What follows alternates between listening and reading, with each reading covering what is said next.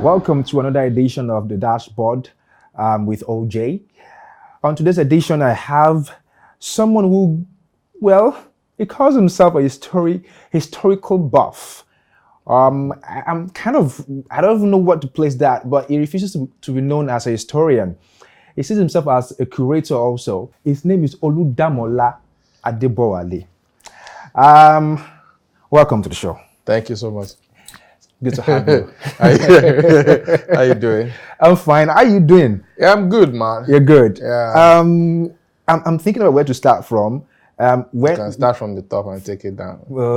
Down. Okay, it's only when you're digging a grave start from the top, right? Well, depending on kind of graves you're digging.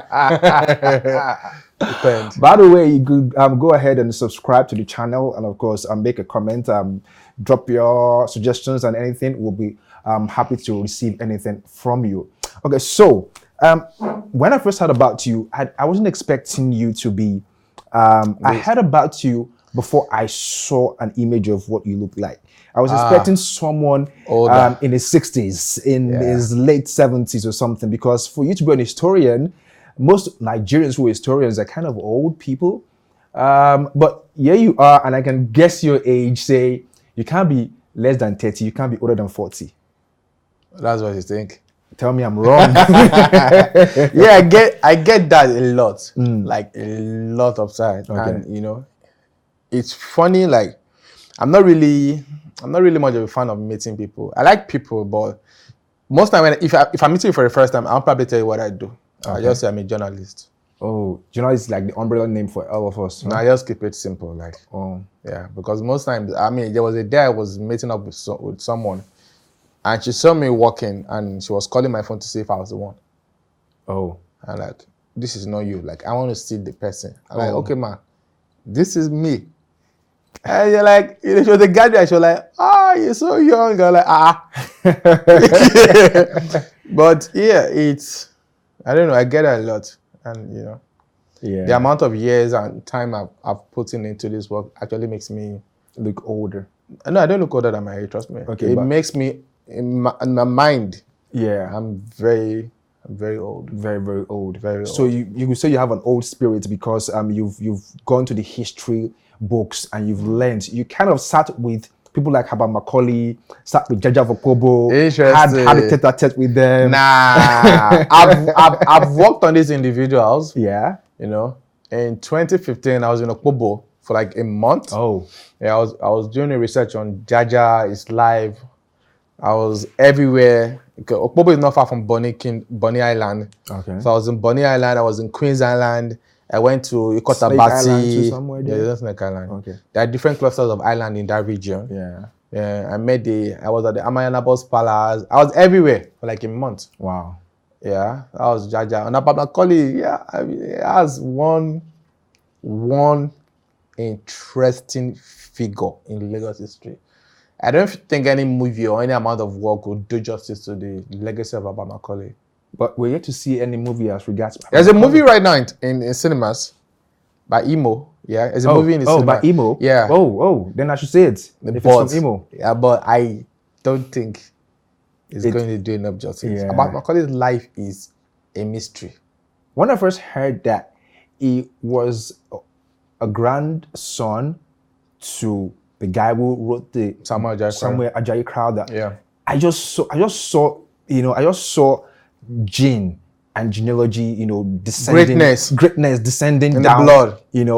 Yeah. I mean, it's amazing to know that, someone who was into religion, deeply into religion, had to, beget someone that was deeply into politics. It wasn't into a very religious person. It was an Ifa priest.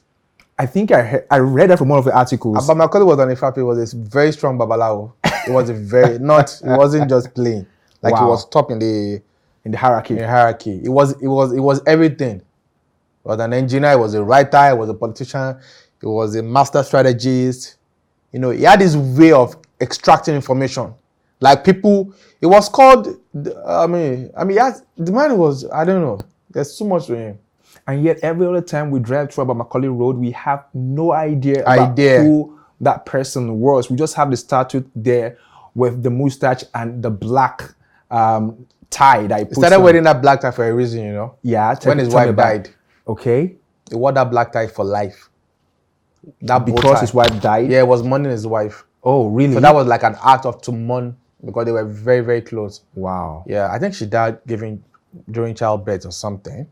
Wow. You know, I never got married. He had a series of affairs, but he never got married. Again. Yeah, After again. that. Yeah. Wow. And after that, he became very paranoid. And then it really went into the spiritual, religious side. Very Wow. crazy man, but absolutely brilliant. So, Yeah. in all of this, Okay. let's start from the beginning. I think we kind of jumped the gun, but which is all right. Which is Okay. very all right. Okay. So let's start from, how did you find yourself in this obsession for history? When was it and where were you when you discovered that you couldn't do without history? Do you want the long version of the story or the short version?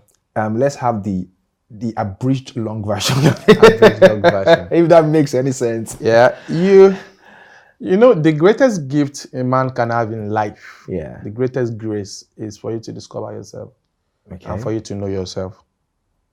Like, strip yourself off everything you have, your world, your degrees, everything. Understand who you are as a person. It is very, very important. So looking back now, I've always been keen on history, but not Nigerian history.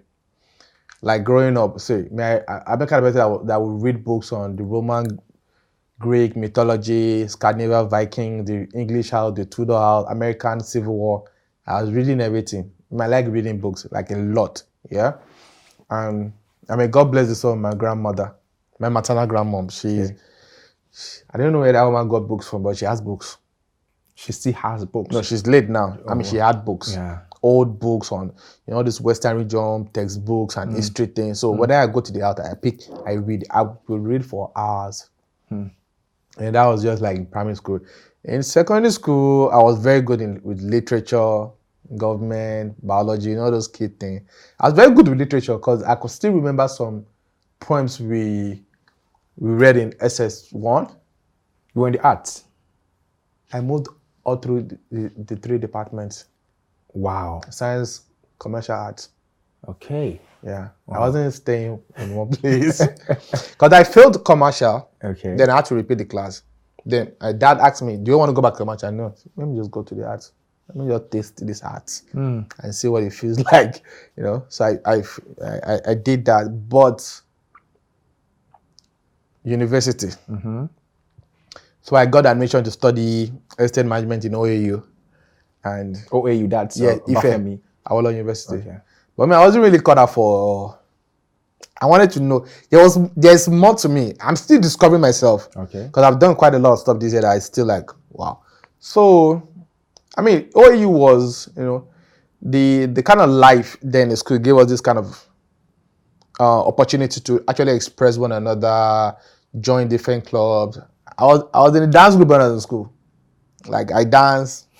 Cha-cha, tango, salsa, everything. I did all these things. But it wasn't until my 200 level when a friend gave me, I went to a room and there was this copy of Dynamics magazine on the table. And you're like, you write and you do all this art thing. Come and start reading for these people now. And you're like, So I checked out the address. I sent them a mail. We got talking, And for like 6 months, I think I was doing stuff for them, but not major stuff. I was just trying to sell magazine, some little bit of liaison and stuff like that. But one night we were at the office, me, the editor then I just left. Then there was me, the publisher, Tunde Alade, and somebody else, I can't remember. And Tunde was having this issue of trying to write the editorial for that particular edition. It was, I can't remember the year, but it was a night to my birthday. It was on June 22nd. And I'm like, Shebi I owe you boy now. The doc say if your boy this a big book, can you write something? So I'm like, what is the theme of I just went through the magazine and everything, and I wrote the editorial in like 10 minutes. And he was so impressed with the editorial, and I'm like, come on, work for us now. I became the editor of Dynamics magazine that day. Just like that. Just like that. Wow. After like 3 or 4 months of stewardship. Yeah, so it started, and I started writing, and I was very good with that. But I left all that in 2008, and I did quite a lot of stuff. Finished school, went to Orange Academy, went to business school. I was doing different things. I worked in a radio house at Unilag FM. I was writing this. I was still writing. Okay. I was still writing. A couple of years later, I started working with how would I call it? An advertising marketing outfit in South Africa. I was the country manager. I was busy doing all those ad agency stuff, so I did that for 5 years. I was with the agency in 5 years. You know, we had a good time, and I was just bored.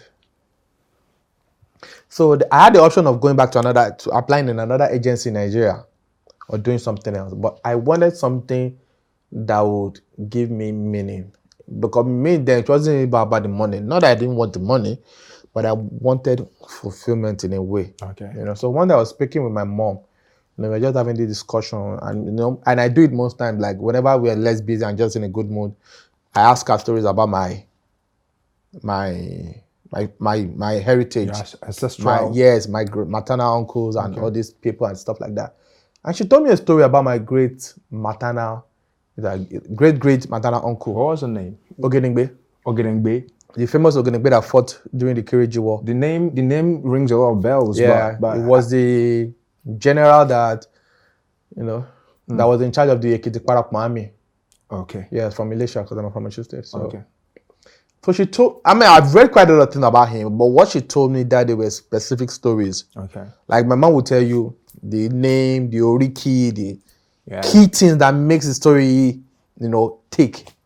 And I was like, I was going to write the book about him. So I started writing the book.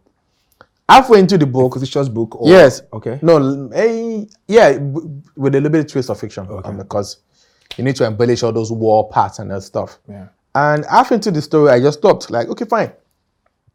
If I can get this much interesting story from my own family heritage, there are billions of families all over Nigeria with how many 230 something tribes and ethnic groups and stuff. And I felt there's a need to start going into the.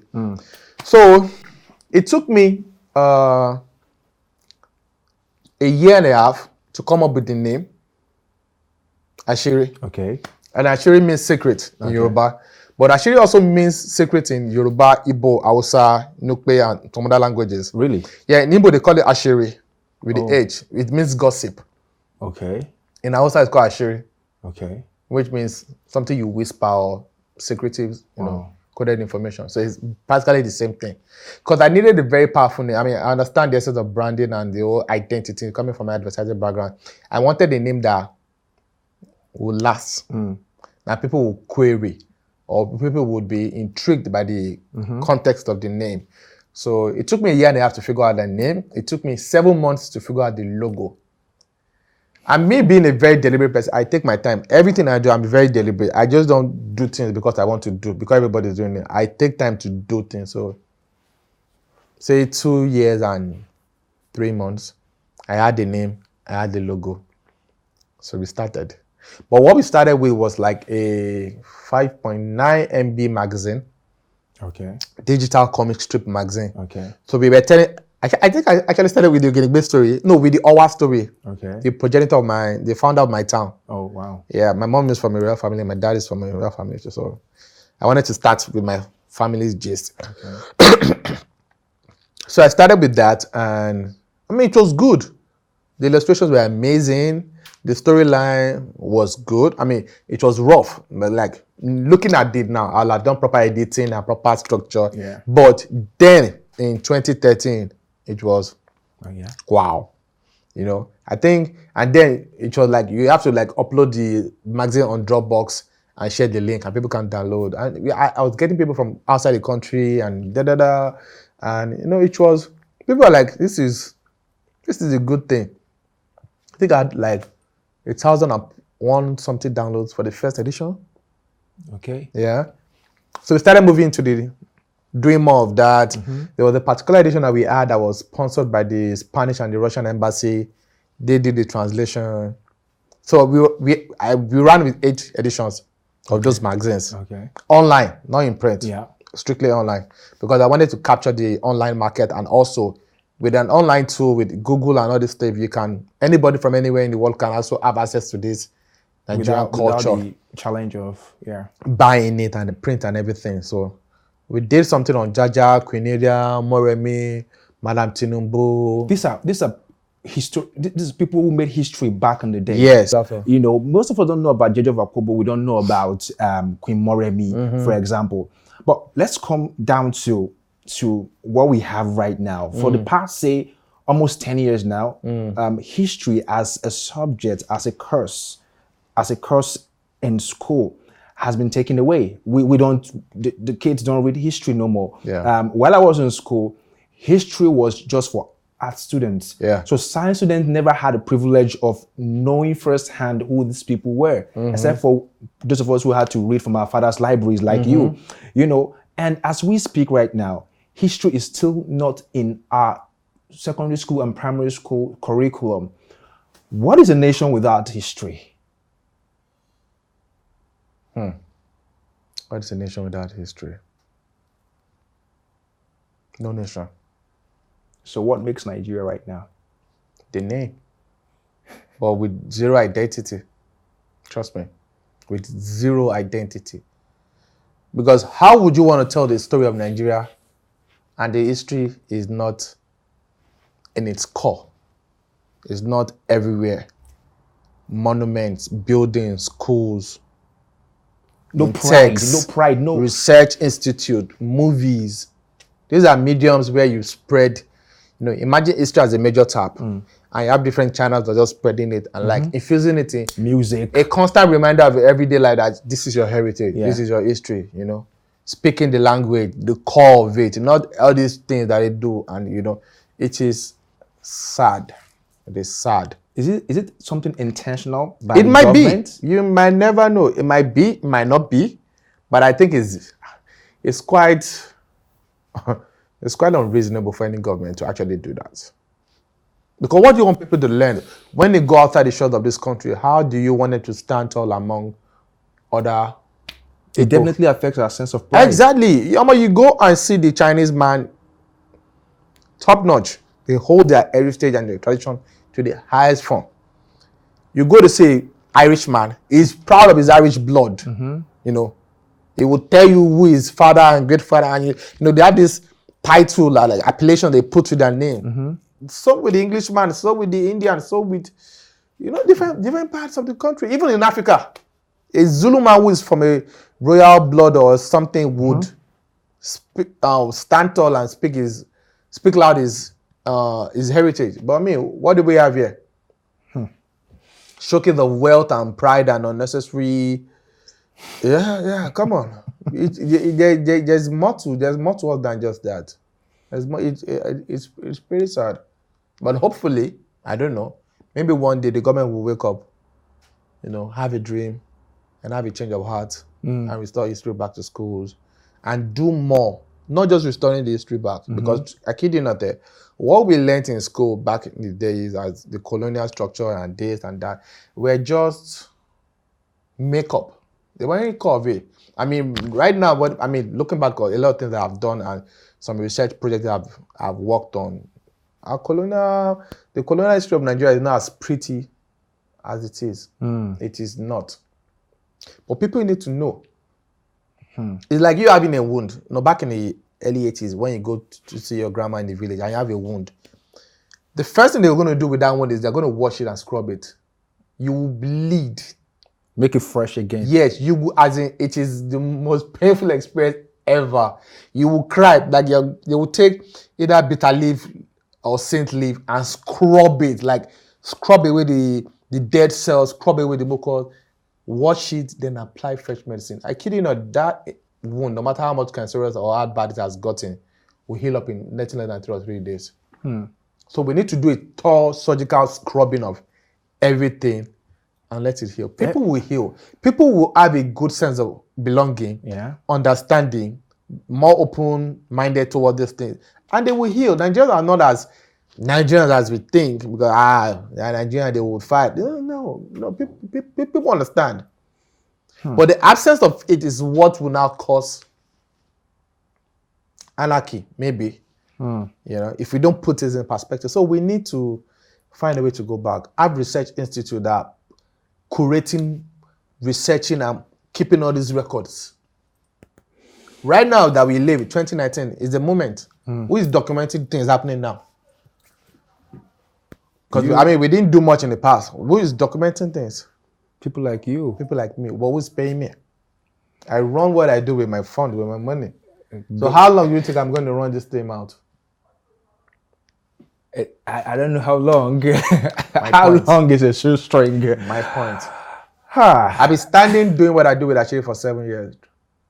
Trust me. Tell me somebody that has done much work that I've done in 7 years with personal funds in Nigeria.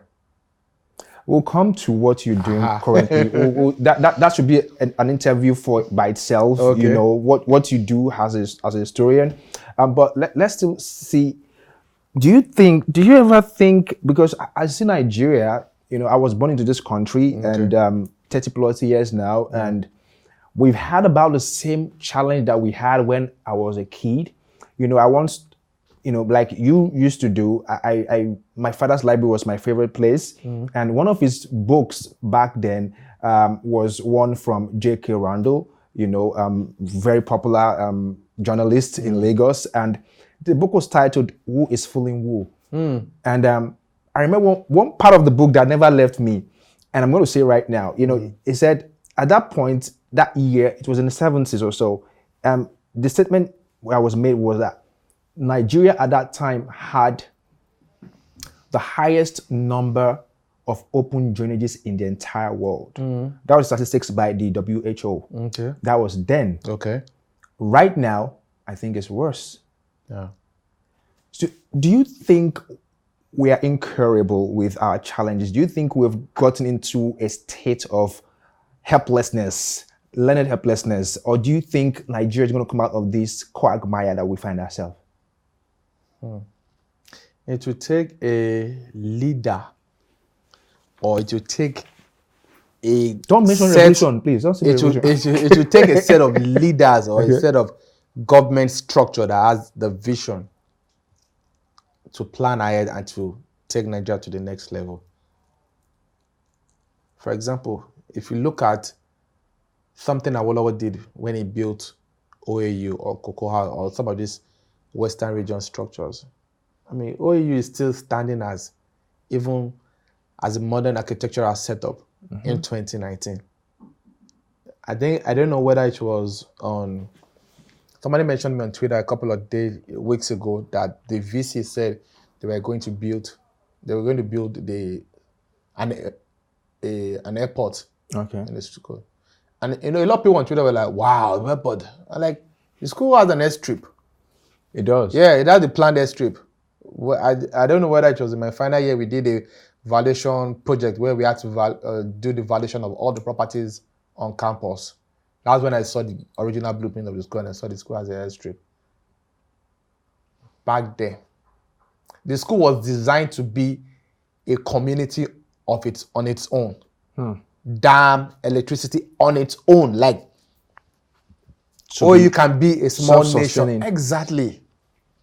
It took a leader that vision then to do that kind of stuff. So if you have leaders or our House of Rep, our House of Assembly have that much vision or that much love for this country that they claim is theirs, that they live in, that they feed on, I think they should probably find a way to just sit back, relax, and think and plan. It's about planning. Because if you put everything into consideration from population expansion to this, to weather, climate change, to this, you'll be able to say in the next 10 years, X amount of things will have gotten from A to Z. This population will have grown, say, 8%. And then you make plans towards it. But we sit down consuming a lot and not giving back to the country. Yeah. What are we giving to Nigeria?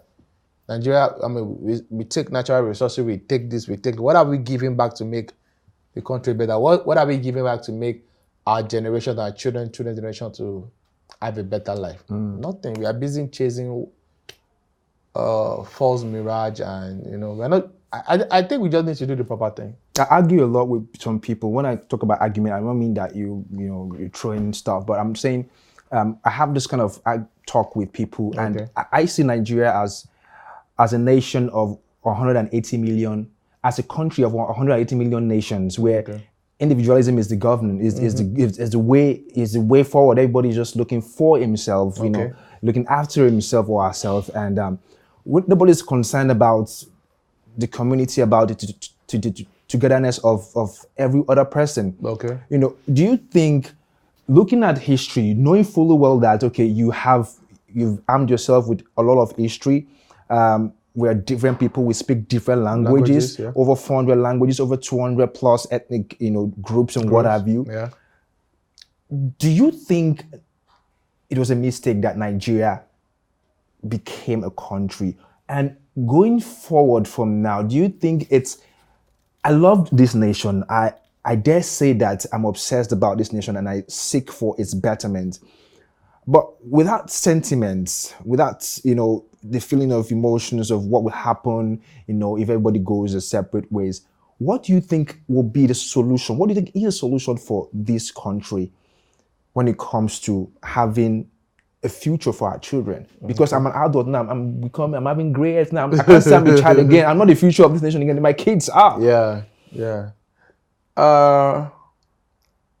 If you read this book called Platter of Gold by Oludamola Adebowale, SAN, amazing book on Nigerian, on the idea behind what Nigeria is. Amazing book. You know, the major factor, the major objective behind let's create a Nigeria was for commerce, nothing else. The joining of the Sultan and the Northern Protectorate in 1914 was just because we need to facilitate trade to feed the Crown Colony, you know, take a lot of products back to England and stuff, which was just because of business. Construct railway lines here, make it easy for Sultan to do business in the north, make it not to do much in the east, you know, yada yada, bring everything back together. It was for commerce. But at the same time, the British might have done it to suit their own purpose, to suit their own selfish gains.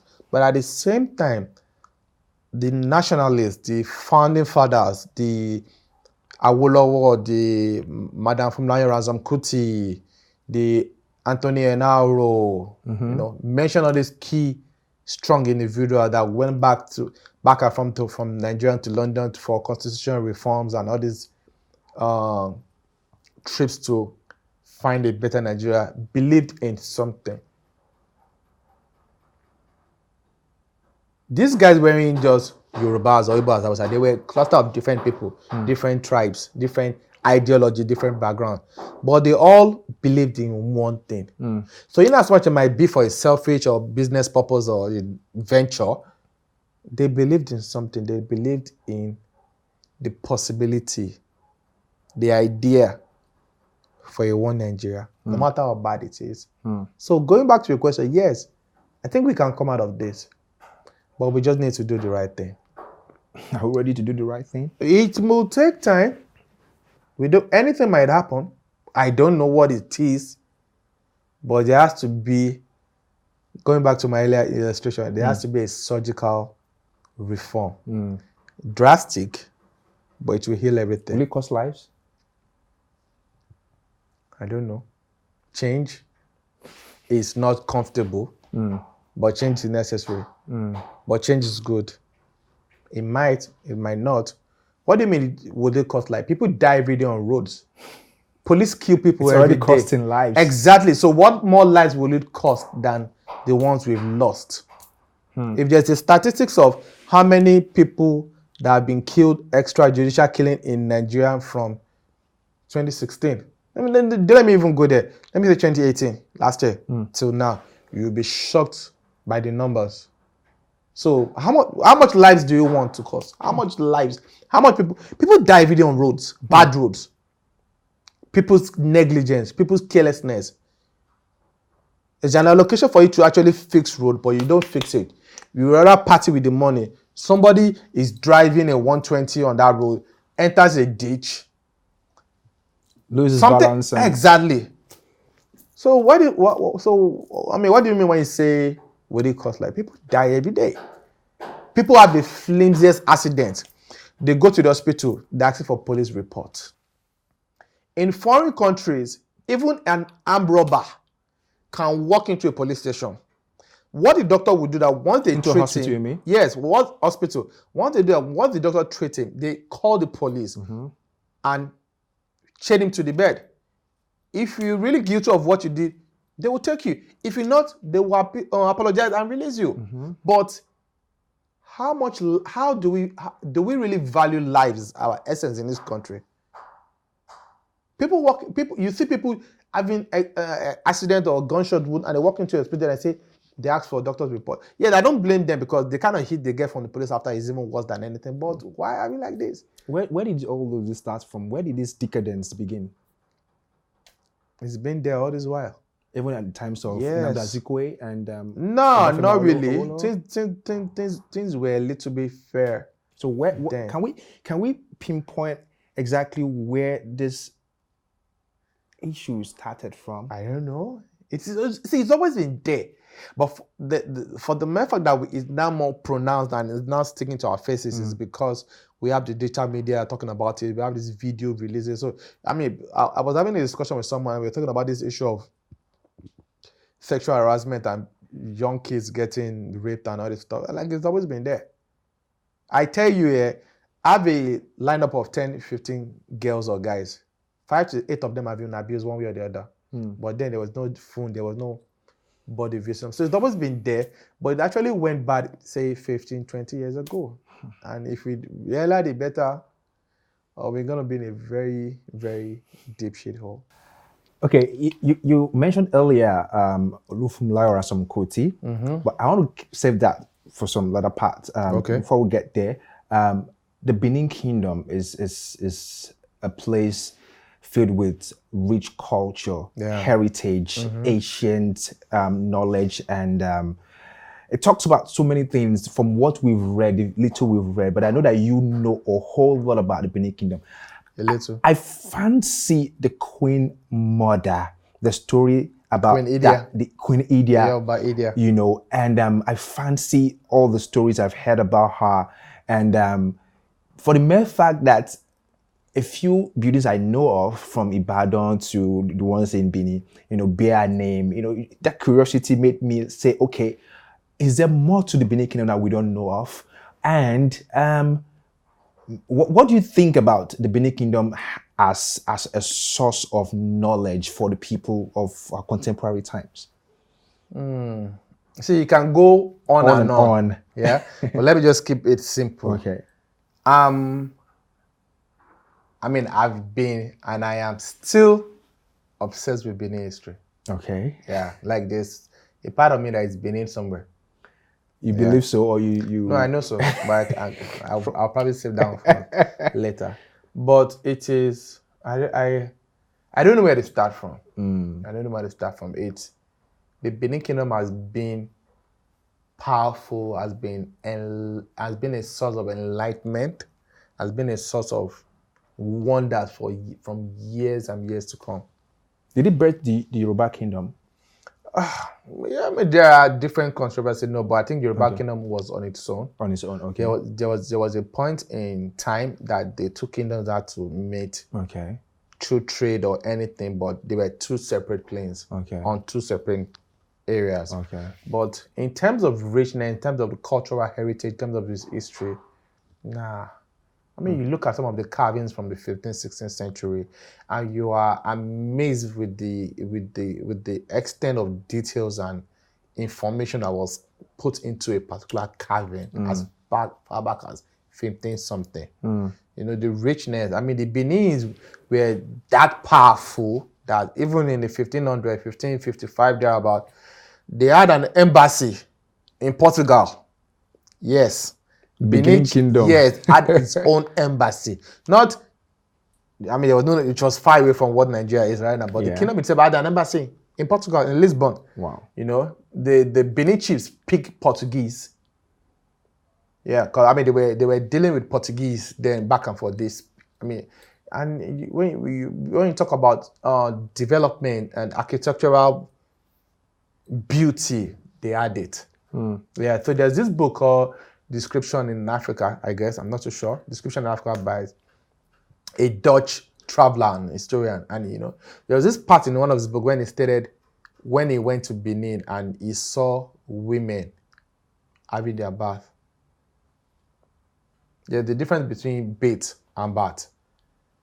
Okay. One is B-A-T-H-E. Yeah. One is B-A-T-H. A verb and then now or something. Exactly. One deals with you washing your hand and your leg and face, and the other one is washing a whole part of your body. Okay. Yeah, they had street lights in Benin as far back as 1500. Street lights. Okay. The roads were all well laid, Paved. irrigation system, sanitary facilities in place, and overall all this stands the Oba himself,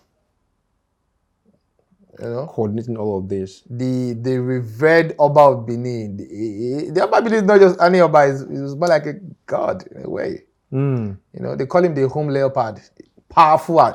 Even till today, figures like Queen Idia of Benin changed the course of history. She actually was walking through the corridors of history, and she saw history, and she changed dimension. She changed the narrative of what she did. I mean, she was a woman that fought for her son. A woman who refused to die because her son became king. I mean, back then it was the tradition, if your son becomes a king and as the queen mother, they're supposed to kill you. But she stood and fought like, no, I'm not letting this guy do this thing on his own. I mean, with the help of the arrow chiefs and they took her to a sacred grove and saved her. I mean, she being there, I think she later moved to Selu or something, and she did wonderment. The kind of technology, the kind of artistic development she brought to Benin, in terms of advising the Oba on military and social affairs. I mean, this was the woman that went to war against the kingdom of Ida with her son by her side. Wow. I mean, imagine a woman going to war with her son. Imagine a mother's love that would do anything. And in 1977, when we had the first act festival, I think the government didn't see any figure better than to represent the celebration of that magnitude of first cultural festival with the Queen Idia symbol, which was commissioned by her son, Ojay Sigi, when the woman passed on to glory. I always wondered that. Yeah, he had to do something to immortalize the woman because he saw her more than just a mother figure. He looked at her like a deity or like a god. So he had to do something to just save her that spot in history for life. I mean, the Queen Idia mask has been a source of amazement to historians and scholars. The detail, the meaning. They can go on and on with Benin culture. I say you can go, say, for the next 20, 30 years. You can never stop.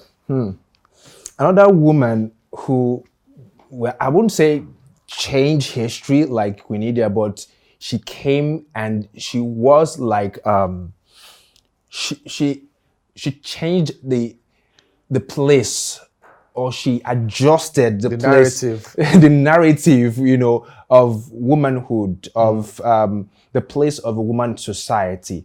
I'm speaking of the very popular Oludamola Adebowale. And I have a quote here from your article of her. I'm going to quote it right now to you.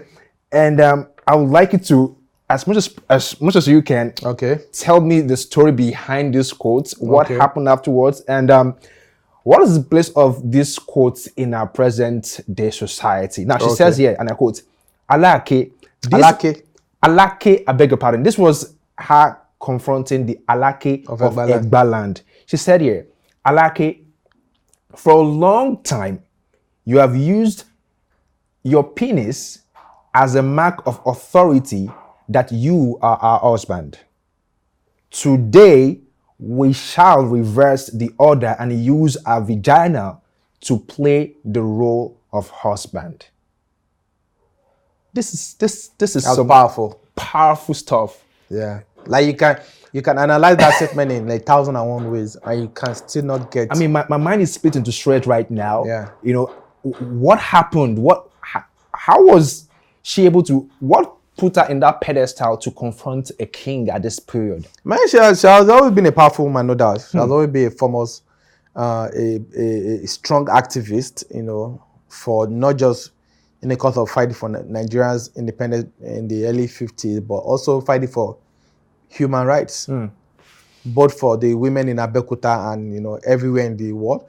She was one of the, I think she was the only woman that went to the east after the Aba women riot to show support to those women over there. And, you know, back in Abeokuta, it was just a simple issue of why would women pay tax to fund or to support the colonial government, you know. And Mrs. Fumilara, I'm sure Kuti had to take the bulls by the horn to challenge about Oludamola Adebowale, I guess, you know. And she actually drove the Oba into exile. She did? Yeah, she did. The Oba went on exile a couple of months or years, I can't really say, but she did, yeah. It was that powerful. The Egba Women's Riot wasn't just a place, wasn't just a story, it was a turning point in history. But come to think about it, yeah, women have always played strong place in cultural, historical settings in Nigeria, behind the curtain, and even in front of the curtain. They've always been there. But it is in quotes, a masculine setup or narrative going on that would actually now say women. Not that they've actually been in the forefront, from Queen Idia to Queen Amina of Zaria to Madam Pelewura to mention who.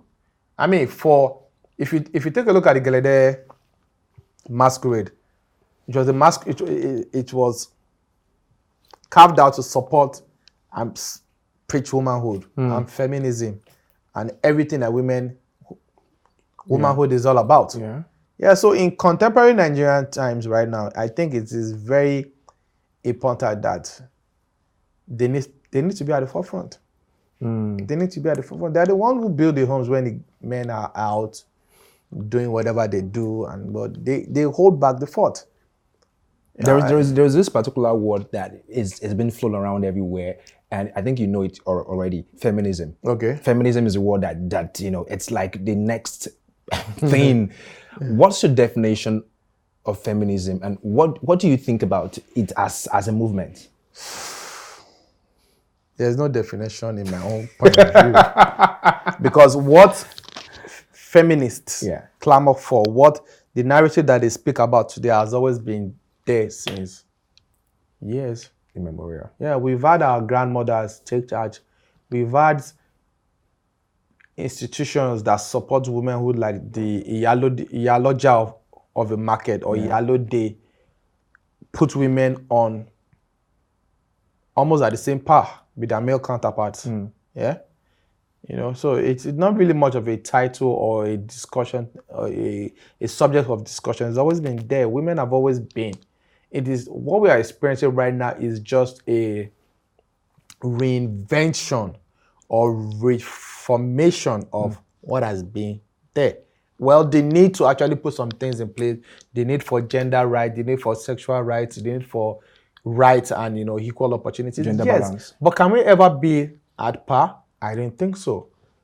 One needs to step for each other. One needs to support each other. It's a balance. It has to be a balance. Yeah, it has to be a balance. So when I go up, you come down. When I come down, you go up. Yeah. But if we both stay on the same for every situation, what if I fall? That means we're going to fall together. Once we gotta go up, I mean, if we're going to go up together, yeah. So in as much I would fight for women to have their rights to anything. Yeah. Right to their bodies, right to get this kind of work, right to take leave during their menstrual cycle, right for life as humans. You know, that empathy. But these days, even the construction of feminism has been tilted by some few individuals who want to push their own personal agendas. Yeah, but for everything that feminism itself in its original cause stands for, people like Queen Ida, Madam Tinubu, from Rasam Kuti, Alimotu Pelewura, they've always stood and fought for these stuff. And they've been doing it for years. Wow. So it's nothing new. It's nothing new. It's just for the society itself to also understand the place of the African woman in the society. It is not a place you can contest with. It is not a place you can debate or argue whether you stay or you don't stay here. Recognize that place and give her a respect. It's as simple as that. Yeah. Let's go back to history just for a bit, and landmarks and names and places. And I read from one of your articles in The Guardian that talked about the little feud that happened between two prominent people that resulted into the invasion of what we know now as Marina. The invasion of Lagos, not even Marina. Of Lagos. Yes. And that led to the colonization of Nigeria in itself. Yes. So give us a little bit of inkling into the big picture of this story. Well, the 1851 invasion is also a very delicate, not really delicate subject, but it's also more interesting because, I mean, you can look at it from different angles. And right now, I personally think there was a sinister plan to actually seize Lagos. I mean, Lagos was the British? Commercial, Okay. Make it an official crown colony of the British Empire. But, I mean, what you're talking about was between Oba Ketoye and his uncle, Oba Kosoko, was Oba to before he left and everything. And it was just more like a family feud that became something else. I mean, that is the original Game of Thrones.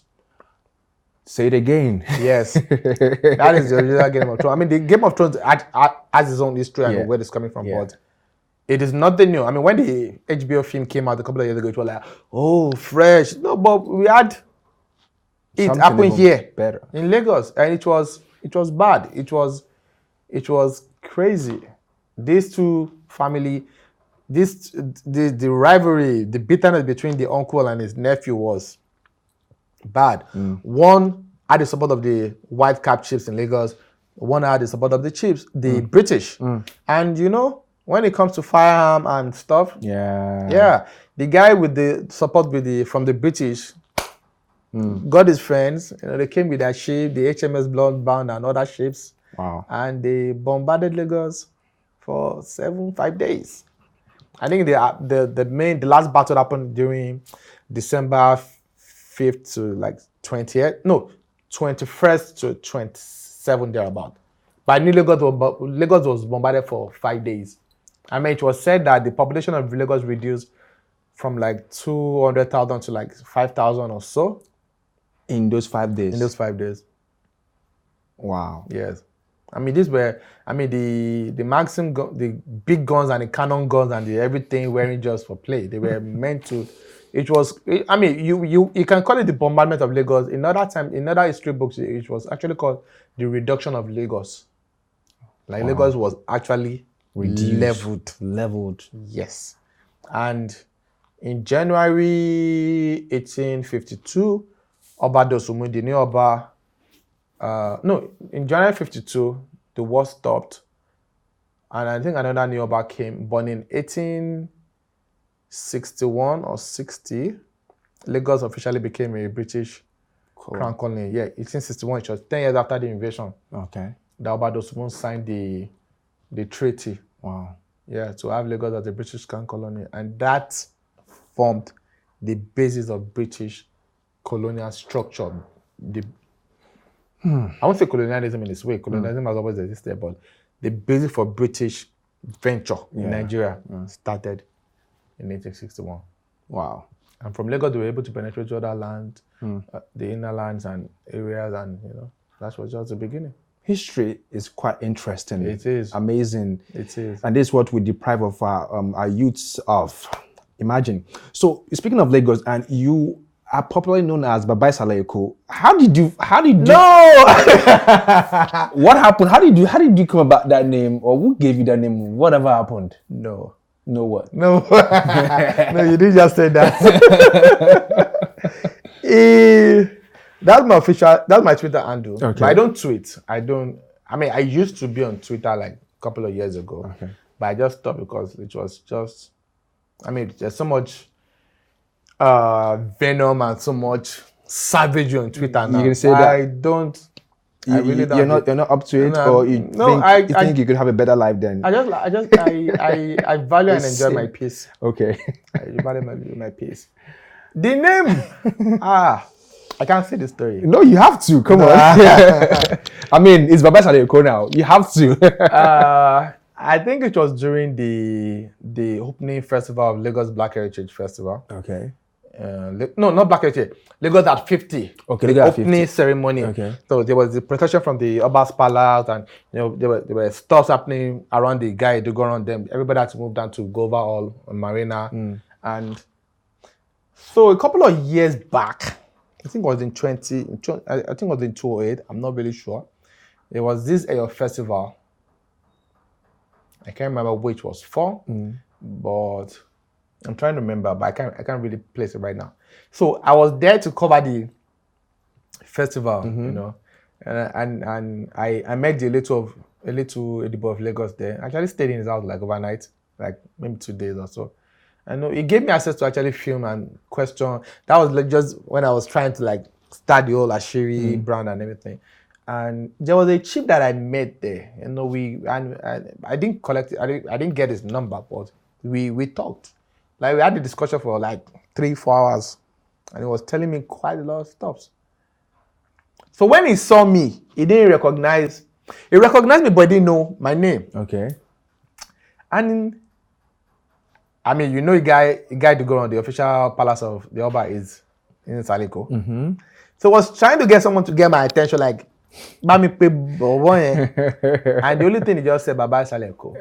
And for no reason, like it's probably one of the weirdest narratives in my life. For no reason, I turned back when he said that. Are you serious? Yeah, and I saw him, and I know this man. So I went to go and prostrate and tell him, like, do you remember me? He's like, Shoronti me Yoruba? I'm like, yes. And we connected back then, and I got this number and everything. He's a white cap chief. Wow. So that's where Baba Saleko name. But that name just wasn't. I mean, it was just there. So I wanted to change my Twitter username a couple of years ago, same period, and I was looking for a name. Like they had picked out the names that I wanted, and like even your own real name, even my own real name. So I remember that name, and I'm like, this name would be good. But I don't really do much on. Okay. But you have a sentiment for it, which is okay. I just like reading people's stuff. At times, there's so much happening, and if I should, say it out the way it is, it might not be comfortable, it might not be very good. But so much time, rather just stay clear.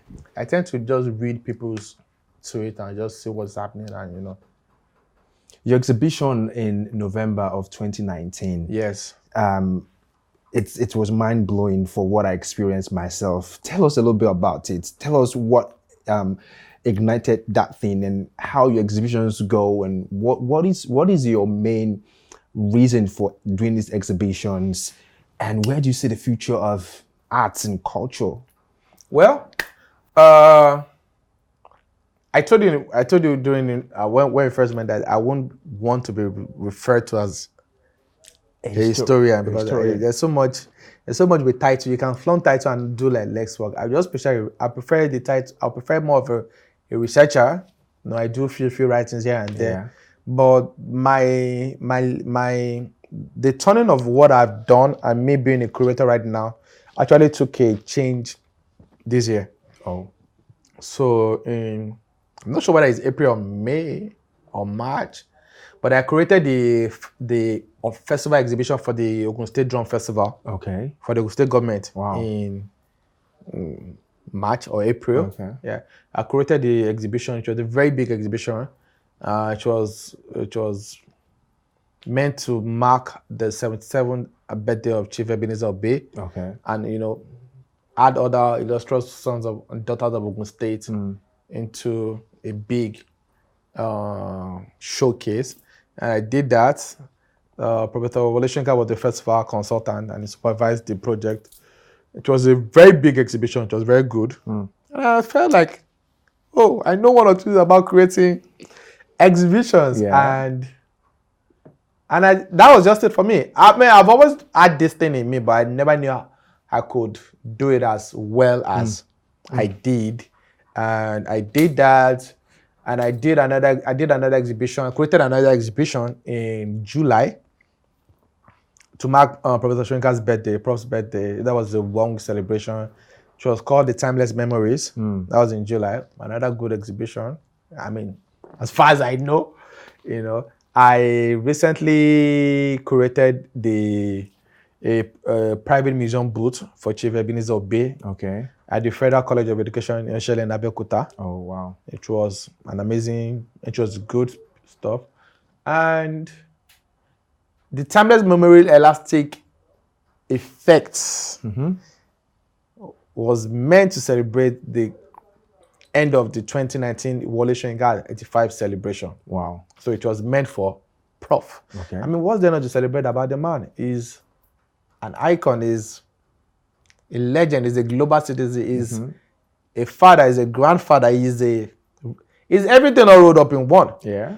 So the idea was just to create the exhibition to just celebrate the end of the Wole Soyinka 85 event. So I just came up with this idea of just picking 20 defining moments, my own personal 20 defining moments in his life, moments that really define him as a person that's taking the Wole Soyinka name from one place to the other.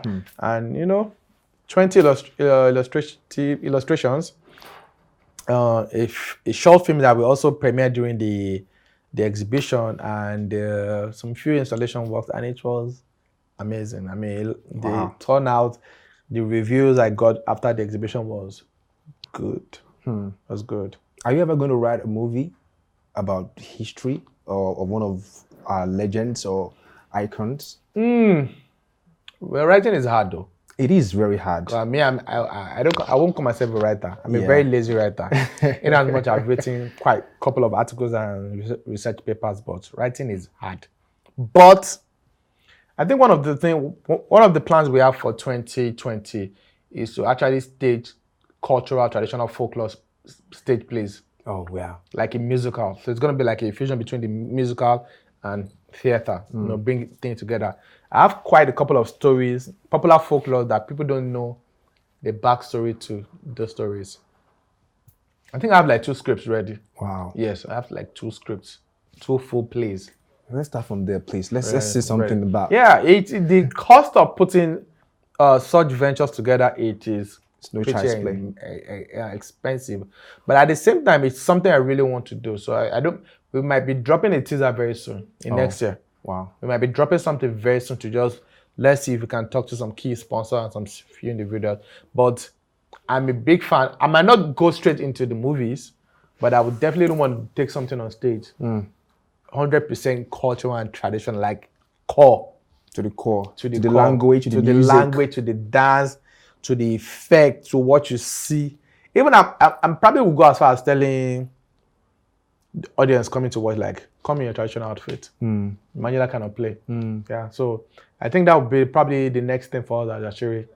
Wow. Stage play productions. Wow. Apart from me creating more exhibitions in and out of the country, but stage play production. There are stories that have never been exploited. Brilliant stories that would spark new ideas, that would change narratives.